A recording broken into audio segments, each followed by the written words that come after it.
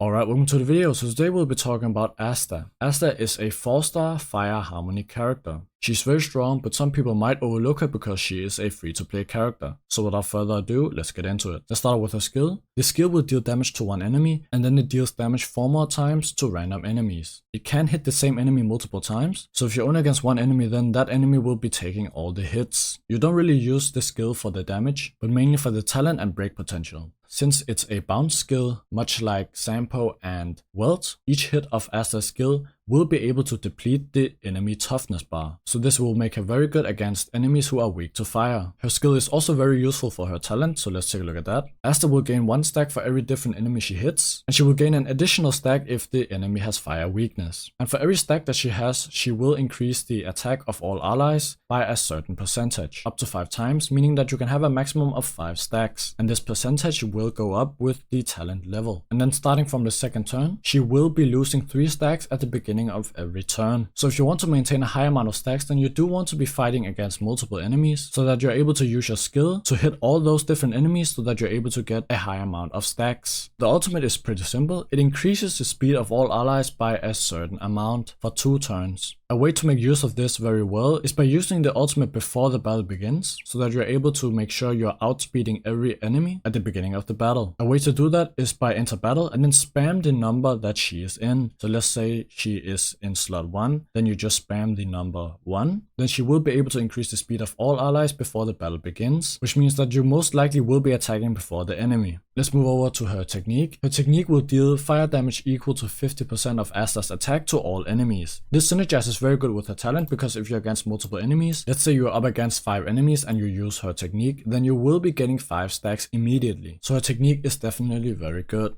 Overall, Asta is very good against multiple enemies because of her talent, but she's also very good against solo enemies who are weak to fire because of her skill. So Asta being good against multiple enemies and also solo enemies will make her very useful against a lot of content. Alright, so the Lightcones. For harmony characters, they only have one 5-star option, which is but the battle isn't over. The Lightcone is definitely very good and you can definitely use her if you have it, but if you want to make use of the whole passive, then you do want your damage dealer to take action right after Asta to be able to make use of the damage increase. Sometimes that can be tricky, but even if you're not able to make use of the last part of the passive, the energy regeneration rate and the extra skill point that you're getting from the ultimate is already very good. So if you have this one, you can definitely use it. So let's move on to the 4 stars. In my opinion, I do think that Dance Dance Dance is probably the best option for her. Whenever you use your ultimate, all allies actions are forwarded by 16%. This Lightcone plus Asta's speed increase will make sure that you are able to take action before the enemies.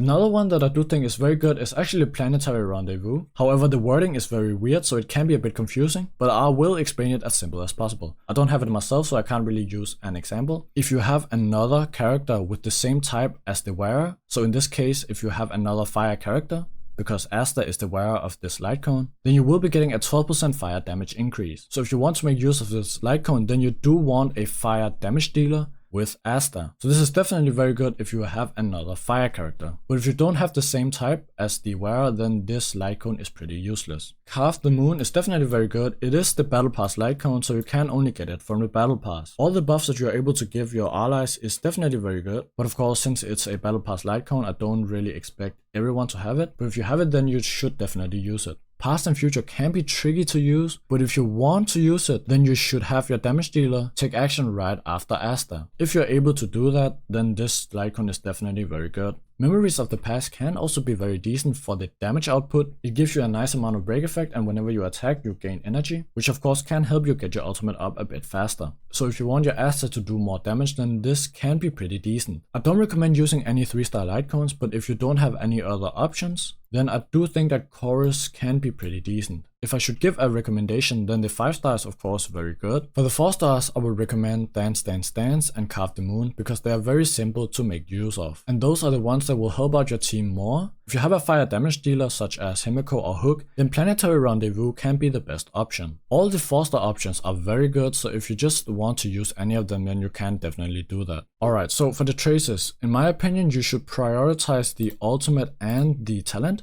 because those are the ones that are actually able to help out your team. For the ultimate, you will give your team a higher amount of speed, and for the talent, you will be giving your team a higher amount of attack increase. Both are of course very good. and after that you can level up the skill if you want to. All her bonus abilities are definitely very good in certain situations. Spikes will give her basic attack a 80% base chance to burn the enemies for 3 turns. This bonus ability does have synergy with other characters, which I will mention later on in the video. A thing about this bonus ability is that if you're against one enemy, then you will be gaining the same amount of stacks whether you use your basic attack or your skill. So if you don't really have a reason to use your skill because maybe the enemy is weakness broken, then you can definitely weave in a basic attack and get the chance to burn the enemy. So that's definitely a very good thing about this bonus ability. Ignite is definitely very good if you're able to run her in a mono fire team. Whenever Asta is on the field, she will give all allies 18% fire damage. So that is of course only good if you have other fire characters. The last bonus ability is Constellation, which I do want to say is pretty decent. It gives her 6% defense increase for every stack she has. So at max stacks, which is 5, she will be gaining 30% defense increase. For comparison, a 5-star relic will give you 54% defense. Overall, her bonus abilities are definitely very good, so I do recommend that you get them if you can.